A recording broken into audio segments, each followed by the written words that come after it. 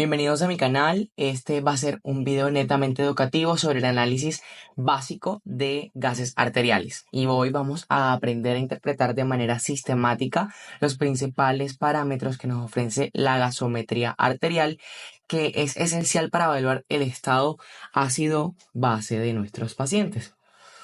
Y comenzamos con el orden de la evaluación, donde primero, como se ve en la imagen, tenemos que vamos a evaluar el pH para determinar si nuestro paciente tiene un problema de ácido o de alcalinización, que va a estar también por el dióxido de carbono y el bicarbonato, que serían las dos otros parámetros que vamos a utilizar, y al final hablaremos acerca de la posible compensación y cómo vamos a diagnosticar a nuestro paciente en base a lo que encontremos.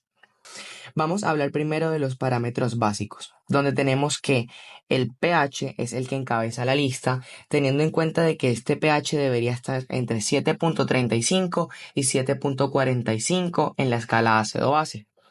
En segundo tenemos la presión parcial de dióxido de carbono, que debería estar entre 35 y 45 milímetros de mercurio.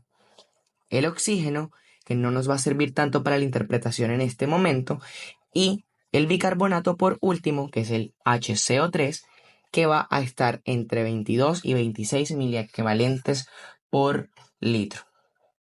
Ahora, el pH, que es nuestra primera variable, básicamente nos va a explicar si el medio interno tiende hacia una acidosis o una alcalosis.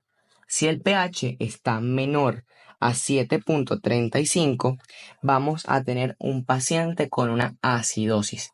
Por el contrario, una menor cantidad de hidrogeniones termina produciendo un aumento en el pH sobre 7.45, lo que nos hablaría de una alcalosis. Ahora, si hay mayor cantidad de hidrogeniones, vamos a tener un paciente con una acidez, y si la cantidad es menor, esto será alcalino. Como datos importantes, si tenemos un pH menor a 6.8 o mayor a 7.8, este paciente va a tener un fallecimiento. ¿Cuál es la razón? Los procesos metabólicos corporales se detienen.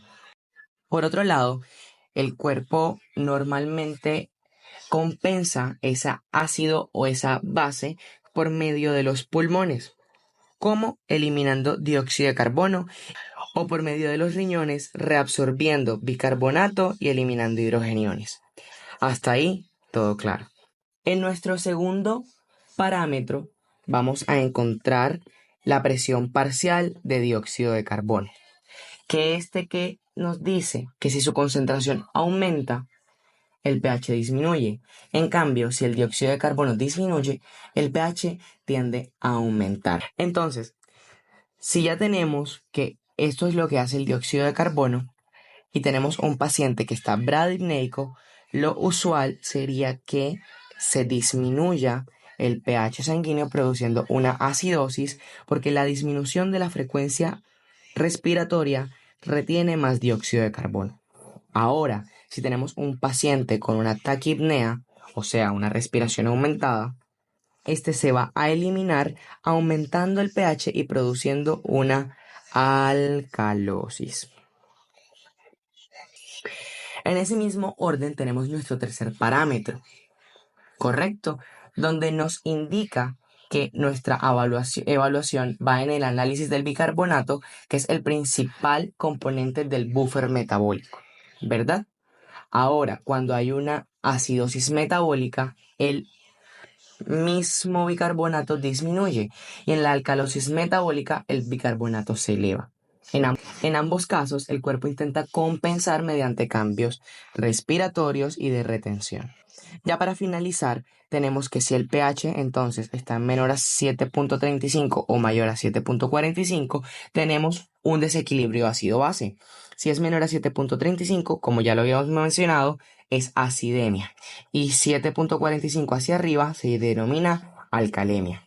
¿Esto a qué se debe? En la acidemia hay un aumento en los hidrogeniones y una disminución en el pH, y en la alcalemia hay una disminución de los hidrogeniones y un aumento del pH.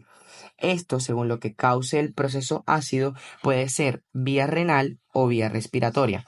Si es por vía renal, tendremos entonces una acidosis metabólica, en donde nuestros tres parámetros se van a encontrar disminuidos, tanto pH como la presión parcial de dióxido de carbono como el bicarbonato. En cambio, si tenemos una respiratoria, una acidosis respiratoria, vamos a encontrar nuestro parámetro principal, que es el pH, con una acidosis, pero que va a estar con un dióxido de carbono aumentado y en consecuencia un bicarbonato aumentado, intentando nivelar la acidosis. Por el otro lado, según lo que esté causando el problema básico, vamos a tener que el riñón va a tener todos nuestros parámetros elevados a causa de que el bicarbonato se eleva, lo que produce alcalosis, y el dióxido de carbono va a intentar elevarse para compensar ese desequilibrio ácido-base. Y si es pulmonar, vamos a tener nuevamente el mismo patrón que en el respiratorio pasado, donde vamos a tener el pH aumentado, pero nuestros otros dos van a estar disminuidos a causa de que si el dióxido de carbono disminuye, el bicarbonato disminuye para producir una acidosis compensatoria. Eso ha sido todo por el video de hoy. Espero que les haya gustado mucho y síganme para más contenido médico sobre explicaciones sencillas de nuestra amada medicina.